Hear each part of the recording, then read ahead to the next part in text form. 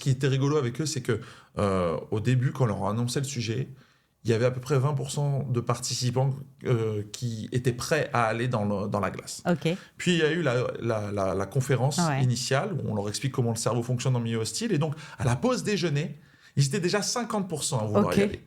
Puis, le déjeuner est passé et on a fait un team building, donc une olympiade, avec de la mémorisation, de la négociation et de l'entraînement au stress par l'intermédiaire du froid. On a eu un taux de participation qui était aux alentours des 90%. Ah ouais. Parce que la phénoménologie, l'effet de groupe, le fait de se dépasser ensemble, et ça a été très fort. Allez, viens, on y va ensemble, on va rigoler. On va pas forcément rigoler, mais en tout cas, et ils repartent de là avec une nouvelle croyance de se dire, mais je pensais pas être capable de le faire. Ouais. Et finalement, je l'ai fait. Et finalement, ça va. Ouais. Et ça, c'est pas intellectualisé. Ça, c'est simple, c'est accessible à tout le monde. On l'a fait avec des comptables, on a fait ça avec des gens dans le bâtiment. Ils sont repartis avec des nouvelles armes, en fait, pour leur quotidien. Oui, parce que demain, ils vont de nouveau se retrouver face à des situations impossibles, face à des situations complexes où il faudra faire des choix qui, pour eux, ne sont pas classiques ou en tout cas pas faisables.